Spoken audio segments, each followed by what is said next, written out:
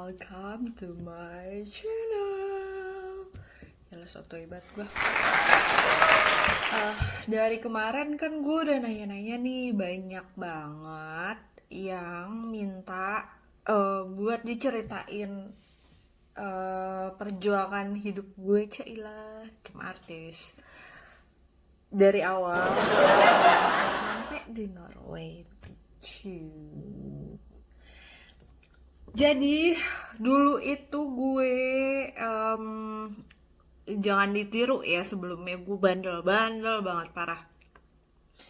Gue mengikuti pergaulan yang terlalu bebasan, bebas bener. Singkat cerita, gue akhirnya punya anak yang pertama, yang perempuan ini namanya Senja, dan gue bersyukur gue punya dia karena gue bisa belajar betapa penolakan itu adalah hal yang paling nyakitin sih sebenarnya. Jadi dulu orang tua gue nolak, nggak ada yang nerima gue sama sekali. Jadi selama gue hamil 9 bulan itu gue kabur dari rumah akhirnya karena orang tua gue terlalu malu sama kelakuan gue yang biadab. Jangan ditiru sekali lagi. Akhirnya gue nyari ya sana sini berjuang lah, ada aja rezekinya, puji Tuhan, alhamdulillah, astungkar. Terus teman-teman gue yang ada buat gue, mereka support gue tiap hari, ada aja yang bawain makanan, yang nyariin tempat tinggal. Gue tinggal di kos-kosan yang super sangat sederhana sekali waktu itu, karena ya nggak ada pilihan lain. Gue nggak tahu mau kemana, gue nggak tahu harus gimana. Akhirnya ya udah, sampai akhirnya gue lahiran. Terus 1 bulan gue lahiran, gue cari-cari kerja gimana caranya biar gue bisa beli susu anak gue, karena ASI aja nggak cukup waktu itu, dan gue harus bayar kontrakan apa segala macem, belum beli popok ini itu. Ya lu tau lah, punya bayi mahal kalau di Indo ya kan. Udah, terus gue kerja deh tuh. Gue kerja selama ya kurang lebih 3 bulanan, gue kumpulin duit. Gue kerja di bar waktu itu, di salah satu bar di Jalan Jaksa. Akhirnya gue kerja, gue kumpulin duit. Senja gue tinggal waktu masih bayi itu, gue tinggal, gue kerja malam. Gue bayar orang buat titipin dia, diasuh, pagi dibalikin, gue nyusuin, gue cuci baju apa segala macam, kewajiban emak-emak lah ya. Terus sore gue berangkat kerja, gue taruh dia di tempat yang nitipin ini. Puji Tuhan, anaknya nurut, anaknya nggak nangisan. Jadi gue happy banget, gue bisa kerja dengan tenang. Gue juga sempat bawa dia kerja juga waktu itu. Ya mau gimana, nggak ada pilihan lain ya kan. Kalau nggak kerja kagak hidup coy. Udah 3 bulan gue kerja, gue pindah ke Bali. Gue memutuskan pindah karena capek, gue udah capek banget ngadepin keluarga gue.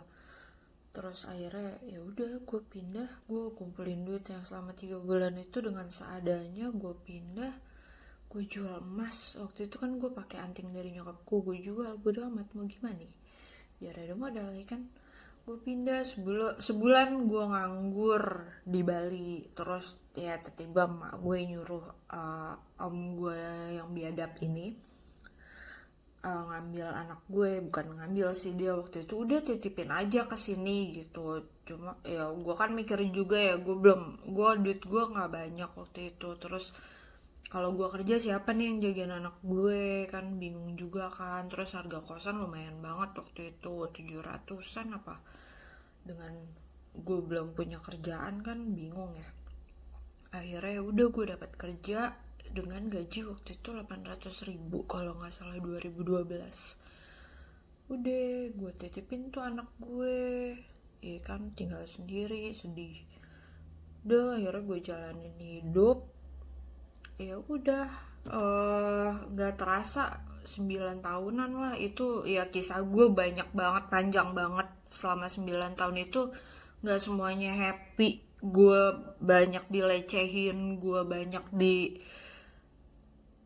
pengalaman gak enak lah. Gue nggak makan, gue nyari makan tuh sampai gue nasi sebungkus gue beli, gue makan tuh pagi sama malam. Jadi sesusah itu gitu dulu. Dan ya nggak ada yang tahu, gue nggak ngomong sama siapa-siapa, gue nggak ngomong ke keluarga gue. Dan waktu itu gue belum punya teman banyak di Bali, cuma si teman-teman gue ini yang gue kenal waktu itu, ya puji Tuhan, alhamdulillah, astungkara ya, gue ditemuin sama orang-orang yang baik pada waktu itu. Jadi ya ada aja gue jalannya buat makan tuh, ada aja, puji Tuhan. Walaupun susah banget, tapi waktu itu udahlah happy banget lah waktu itu, karena surrounding gue tuh baik-baik banget, teman-teman gue baik, orang-orang sekeliling gue the best lah, udah nggak bisa diadu, kan main, ya kan. Udah dari situ akhirnya gue mulai dapet kerjaan yang lumayan. Gue kerja dari pagi sampai pagi, kadang sampai nggak tidur cuma berapa jam doang. Udah terus ya lumayan lah, dari situ mulai hidup gue mulai membaik. Dan ya itu ada di satu titik yang gue, jadi anak gue datang ke Bali sama om gue waktu itu. Terus dia dengan teganya bisa ngomong kayak, udah Senja ini mau om sekolahin jadi dokter ya gitu. Ya udah gitu kan, gue oke. Ya gue bakal nyari duit sebisa gue, pikiran gue waktu itu kayak gitu kan. Terus dia lanjutin dong kata-katanya, iya biar dia bisa suntik mati ibunya. Maksudnya apa ya? Iya kan, sakit gak lo jadi mama digituin. Udah dari situ gue, kenapa gue nggak reach dia, itu salah satu alasan gue, sakit banget hati gue sebagai ibu ya. Dan setiap gue try to reach anak gue itu nggak bisa. Mereka nggak pernah, maksudnya bales tuh susah. Terus nomor gonta-ganti, lama banget kalau balas, kalau telepon tuh kayak nggak pernah diangkat. Terus ada lagi kayak kata-kata kayak gitu tuh bikin gue ya udahlah gitu. Toh gue sekarang belum bisa berbuat apa-apa karena gue belum punya duit banyak. Gue mikirnya waktu itu kayak gitu. Keadaan gue masih susah karena ya gue cuma cukup buat hidup gue doang waktu itu. Itu sakit banget. Itu makanya kalau banyak pertanyaan yang, ya kenapa gak lo ambil aja, karena susah. Nyokap gue aja sampai sekarang mau ngubungin anak gue itu harus nunggu dia yang ngubungin, karena si om gue yang kayak babi ini biadab banget. Nggak apa namanya, nyokap tuh nelfon nggak pernah diangkat, SMS juga kayak WA nggak pernah dibales, kayak gitu-gitu. Well, kenapa gue bongkar di YouTube gue ini, karena biar anak gue tuh tahu gue nggak pernah berhenti mikirin dia, gue nggak pernah berhenti perjuangin dia. Dari gue bunting, semua orang pada nolak gue, itu gue perjuangin dia sampai gue lahiran. Gue bener-bener, ya ini anak gue berbuat salah ya gue tanggung jawab, kayak gitu. Jadi kalau suatu saat Nja lihat bunda ya ini videonya, Nja nggak jangan mikir kayak gitu. Bunda nggak berhenti perjuangin Nja. Ya gitu. Sampai akhirnya gue punya anak kedua, ketemu sama yang biadab lagi. Gue banyak ketemu manusia biadab pokoknya di hidup gue. Gue gak tahu kenapa. Ya udahlah ya, terima aja. Tapi berkat gue punya anak dua, akhirnya gue punya Albi. sebagai anak kedua gue. Dan ini ceritanya lumayan juga nih. Jadi waktu itu gue hamil udah berapa bulan ya, gue lupa. Gue sempat ke tempat buat ngegugurin, terus tiba ada tuh yang bisikin. Gue udah siap, udah ready, duit udah ada, temen gue nungguin gue waktu itu, nemenin, udah daftar. Terus gue lagi duduk, tiba-tiba ada yang bisikin dong gengs, pulang. Gue langsung berdiri manggil temen gue, pulang aja, ayo cabut. Dan ya udah, akhirnya gue gedein anak gue, lahiran. Dan pas lahiran, lo tau gue cuma megang duit berapa? 30.000. Gue bingung ya kan, mau lahiran gue udah pasrah nih, lahiran di kosan aja apa kan, udah pernah ini. Gue mikirnya kayak gitu karena udah, ya gimana anjing, 30.000 bayar bidan kagak sanggup anjing. Terus akhirnya ya puji Tuhan lah, setengkara alhamdulillah ada aja gitu yang ngasih. Tiba-tiba teman lama gue datang, nih mbak nggak bisa ngasih banyak, ada lah gue duit dikasih, jadi dong gue lahiran anjir. Akhirnya kebayar tuh bidan, gue jadi lahiran anak gue. Ya puji Tuhan lagi, anakku baik, pintar, nggak nurut, nggak nangisan, ngebantu banget sih dia dari bayi. Gue bawa kerja, si Albi ini anak gue yang kedua, dia gue bawa kerja tiap hari, nggak nangis, nggak cengeng, mau sama siapa aja. Kalau gue lagi kayak mau makan apa dipegangin sama orang tuh dia mau. Itu bener-bener sih perjuangan banget gitu. Waktu itu gue sendiri, keluarga gue coba gue kasih tahu waktu itu, gue punya anak lagi, ya kalian mau terima atau enggak ya terserah, yang penting gue tanggung jawab, gue bakal besarin anak-anak gue jadi manusia yang lebih baik. Gue waktu itu mikirnya kayak gitu. Terus ya udah, akhirnya berjalan. Gue nggak sampai, gue udah sampai di titik tuh gue udahlah nggak mau nyari laki. Gue sempet nggak mau nikah sama sekali. Gue nggak mau nikah, gue nggak mau pacaran, apalah itu nikah. Gue udah happy sama hidup gue bisa cari uang sendiri, gue bisa ngirimin nyokap gue anak udah punya gitu, apalagi yang mau dicari. Waktu itu gue mikirnya, sampai akhirnya gue ketemu suami gue lewat Tinder. Dan waktu itu jadi gue nggak niat ketemu dia sama sekali.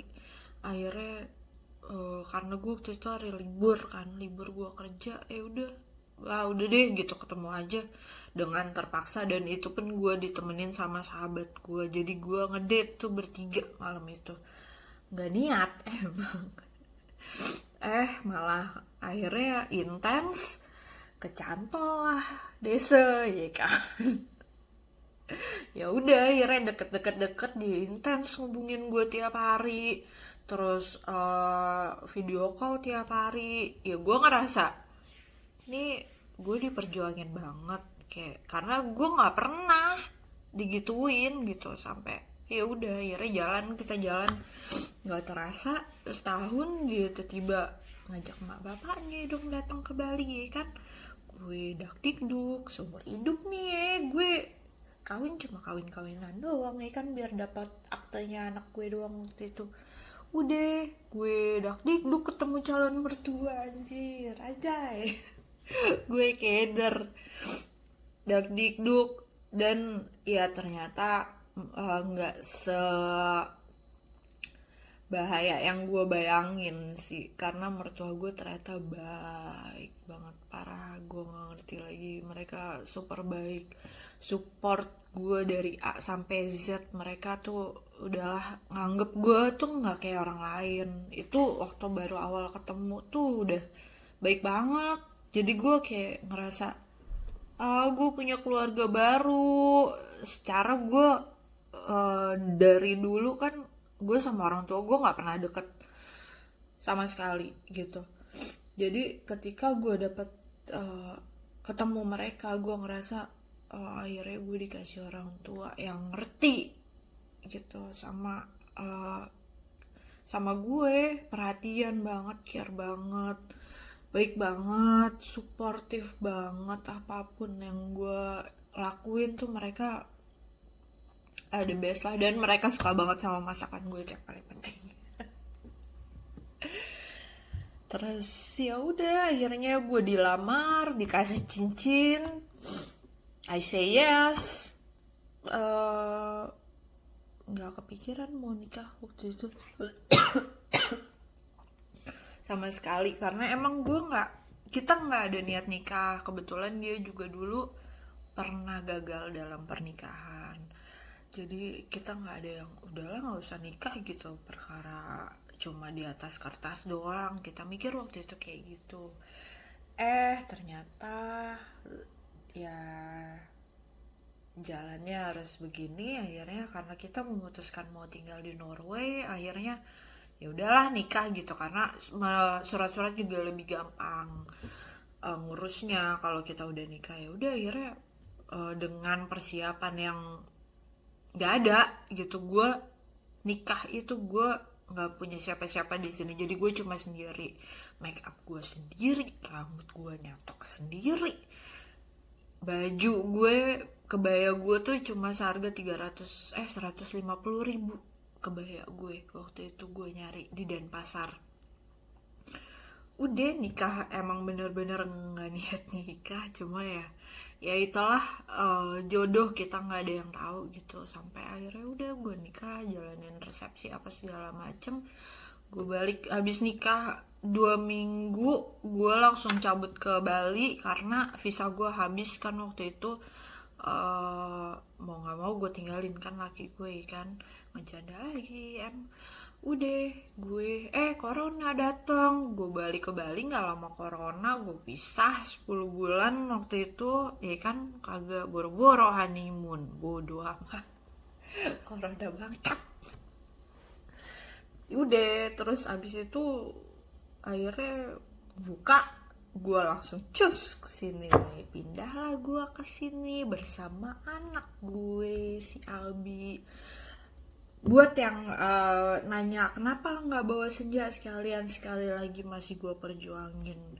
Gue mau cari cuan dulu karena gue yakin mereka pasti bakal minta duit sih, nggak mungkin nggak. Ya gue juga ngerti karena mereka udah ngerawat anak gue, jadi ya mau nggak mau gue harus nyiapin duit buat ya gantiin selama 9 tahun inilah gitu. Apa namanya, mereka udah ngurusin anak gue, jadi masih gue perjuangkan. Gue masih harus cari kerja, gue masih harus ngumpulin duit, gue masih harus balas budi sama teman-teman gue yang selalu nolongin gue waktu susah. Banyak lah PR gue, jadi ya pelan-pelan lah.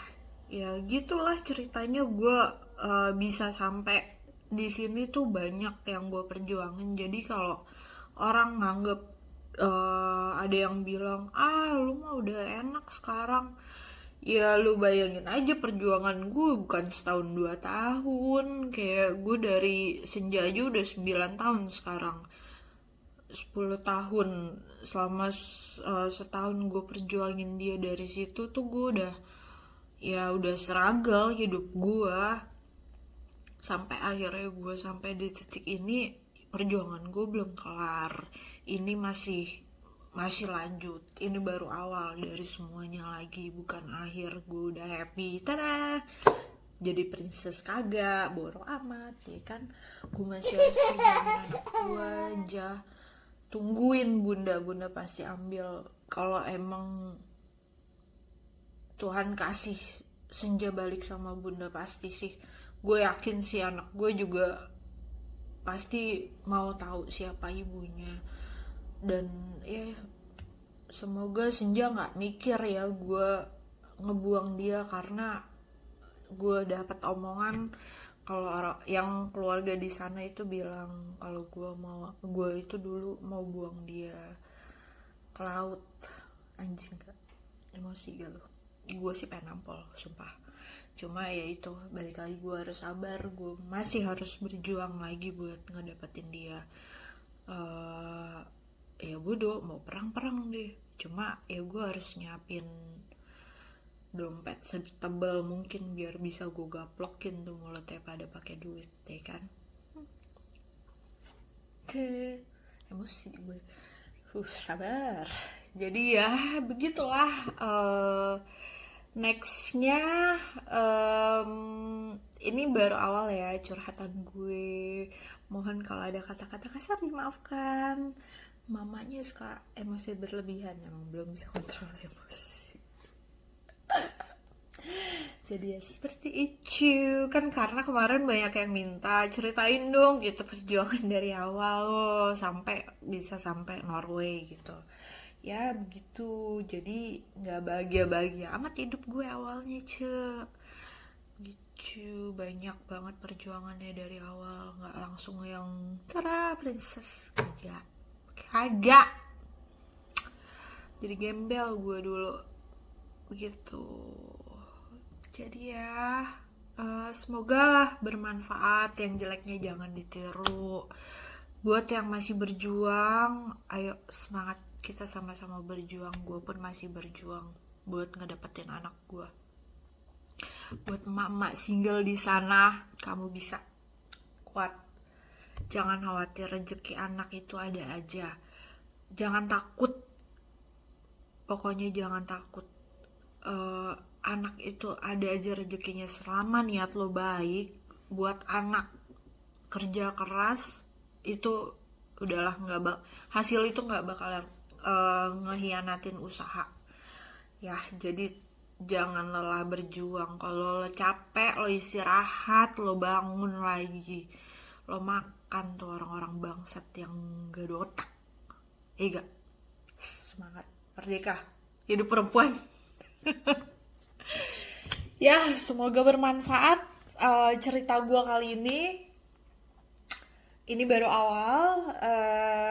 Sorry banget kalau gue lama banget uploadnya karena ya ribet lah, mama di sini banyak banget kerjaannya, ada aja pokoknya yang direpotin nih kan. Well, see you next time. Nanti semoga gue bisa kreatif, dan kalau ada lo mau gue bahas apa, drop di kolom komen atau komen di IG gue, Facebook, whatever. Ya udah, tinggal bilang mau bahas apa, nanti gue bahas sebisa gue, setahu gue, dan ya udah. Thank you, have a good day. Salam sport loh, salah. Salam sejahtera, bye.